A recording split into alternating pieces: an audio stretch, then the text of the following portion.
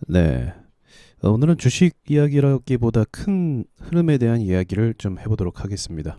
원래 이런 이야기는 카페에 글로 쓰는 경우가 많이 있는데 글 쓸 데가 없으니까 말로 해봐야겠네요. 자, 이 차트는 사실 아무것도 아니고요. 그림판입니다. 우리가 생각해 봐야 될 게 어떤 게 있냐면 이 주식 시장이라는 건요. 돈이 되는 시장입니다.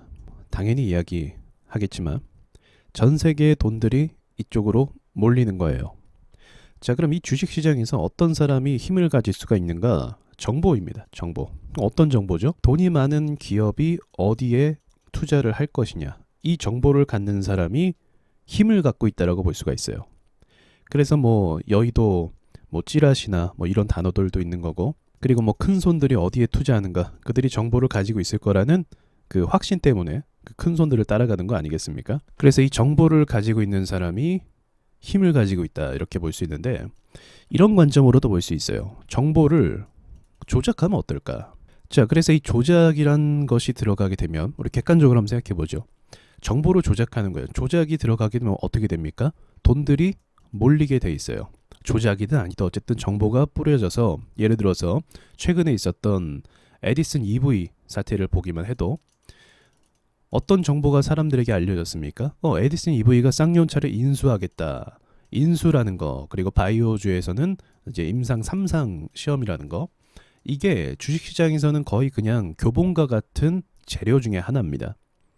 주가가 오르기를 기대하는 재료 중에 하나가 인수 3상. 실제로 결과물이 없어도, 실제로 매출이나 실력이 없어도 이 단어만 가지고 회사가 뭔가를 하겠다라고 하면 주가가 상한가를 가는 거예요. 그렇다고 하면 이 정보를 어디에 뿌립니까? 많은 투자자에게 이 정보를 알리고 공개해서 뿌리게 되면 어떻게 돼요? 돈들이 들어오게 되는 거죠. 이게 작은 그림에서 제가 이해를 돕기 위해서 설명을 드린 거고요. 여기에 대한 결과는 다 아시겠지만, 어쨌든 이 조작이라는 걸 통해서, 정보의 조작이라는 걸 통해서 돈들이 몰리고, 그 안에서 이 조작한 사람이 어떻게 해요? 미리 매집을 당연히 했겠죠.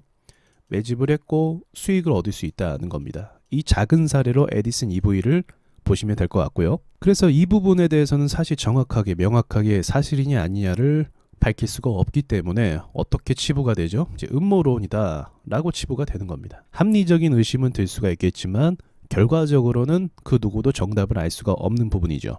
우리가 생각해 봐야 될 부분이 그런 것도 있어요. 제가 자주 보는 건 아니고요.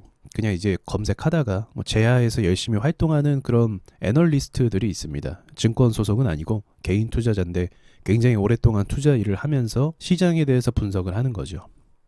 그래서 제가 그런 글들을 가끔 보면 공통적인 글들이 몇 가지 있었어요.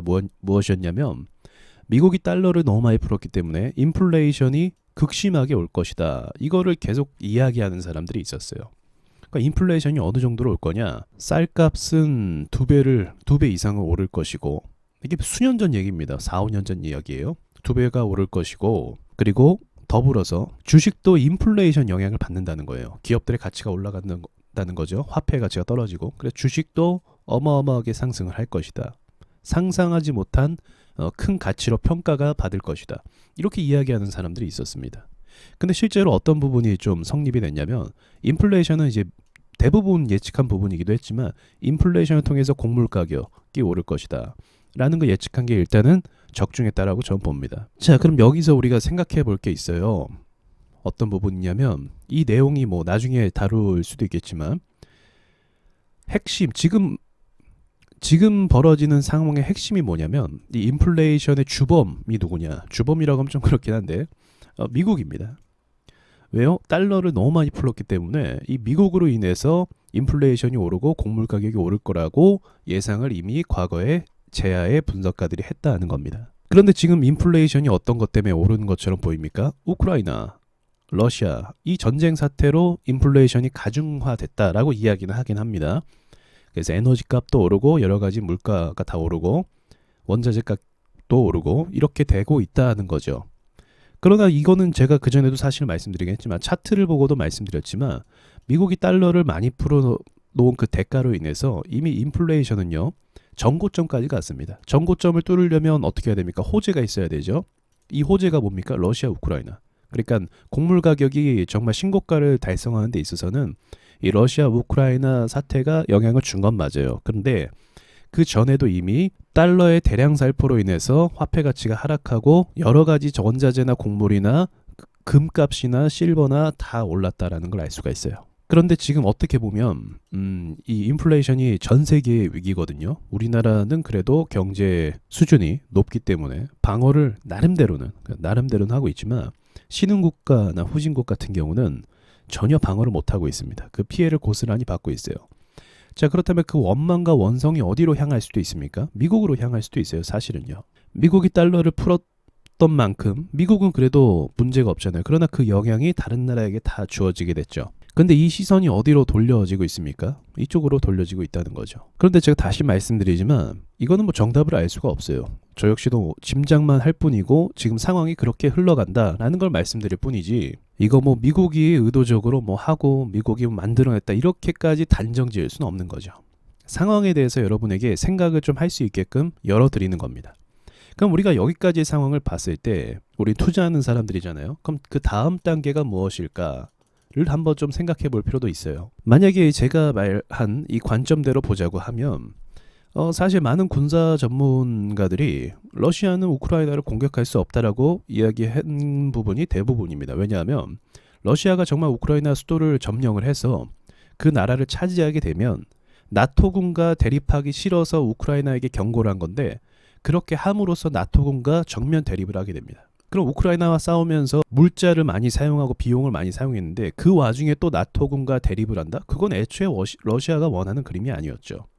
러시아는 우크라이나가 그 중간 지역에서 그 왕충 지역 역할을 하기를 바랬다고 하더라고요. 그런데 막상 우크라이나 점령해서 나토군과 대립하면 그것도 모순이 아닐 수가 없지 않습니까? 그리고 또 지금 나오는 이야기가 그거더라고요. 푸틴이 지금 암투병 한다? 뭐 갑자기 이런 내용이 나와요. 이것도 타이밍이 참 요상하죠. 왜냐하면 여러분 기본적으로 이 공산국가 있잖아요. 사회주의 국가. 이 사회주의 국가는요. 이 독재자에 대한 그 프라이버시가 철저하게 지켜집니다. 그래서 독재자의 몸 컨디션 상태를 철저하게 숨깁니다. 신비주의를 유지해야 되잖아요. 거기선 대장이니까, 연예인이니까, 왕이니까. 그런데 지금 암 치료를 암 수술을 받아야 된다. 뭐 이런 이야기가 도는 것 자체가 저의 생각으로는 의도적으로 정보를 흘린 것 같더라고요. 아니 저기 푸틴이 지금 전쟁 일으킨 거에 대해서 비판한 러시아의 재벌이 있는데 재산을 다 압류당했습니다. 그런 상황에서 푸틴의 건강 상태를 누군가가 노출했다? 그거는 총살감이죠. 그 나라에서. 그래서 이거는 의도적으로 좀 흘린 게 아닌가 생각이 좀 들기도 하고요. 뭐 아닐 수도 있고요. 아무튼 이 다음 단계를 보자고 하면 이제 저의 생각으로는요. 참고만 하세요. 러시아가 우크라이나를 완전 점령하는 게 목표가 아니라고 봅니다. 계속 러시아는 우크라이나를 사이에 두고 나토군과 대립하고 싶지 않은 것이 목적인 것 같고요.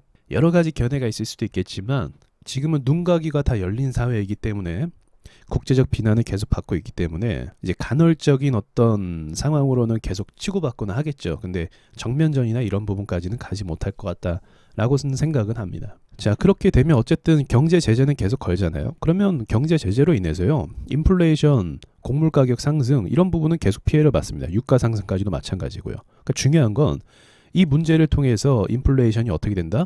이제 내려가는 차원이 아니라 조금씩 계속 올라가는 것이 유지가 될 가능성이 높습니다. 또는 지금 이 인플레이션 상황이 좀 심각하잖아요. 심각한 상황이 유지가 또 되는 거죠.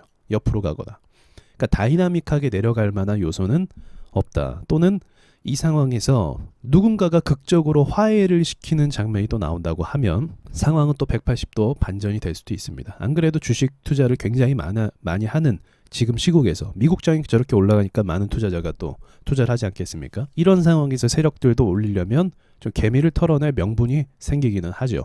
근데 지금 이 상황이 좋은 명분이 되는 것 같기도 합니다. 그래서 가봐야 알겠지만 만약에요. 이 다음 단계에서 어떤 걸 좀 예상해 볼 수 있냐면 극적인 화해 이런 게 나오면 증시에도 긍정적인 영향이 갈 수 있다라고 생각을 하고요. 하지만 인플레이션은 이건 방어할 수가 없고 해결할 수가 없는 근본적인 문제 자체 해결을 할 수가 없습니다. 그래서 이거는 앞으로 계속적인 문제로 발생이 될 가능성이 있습니다. 그래서 이로 인해서 지금 원자재 가격 오르잖아요. 이런 회사들이 관련된 회사들의 주가가 계속적으로 상승할 수 있겠다. 그리고 결국 이게 심각한 문제이긴 합니다. 그래서 각 정부나 이제 나라에서 통합적으로요 또 모여서 어떤 회의를 하고 대안을 만들어낼 거라고 생각을 합니다. 그 대안이 뭐가 될지는 아직은 전혀 제가 알 수 있는 부분이 없지만 이런 대안을 만들어내면서 또 다른 거기에 대한 수혜주 방향이 결정될 것 같다라고 말씀드릴 수가 있겠네요.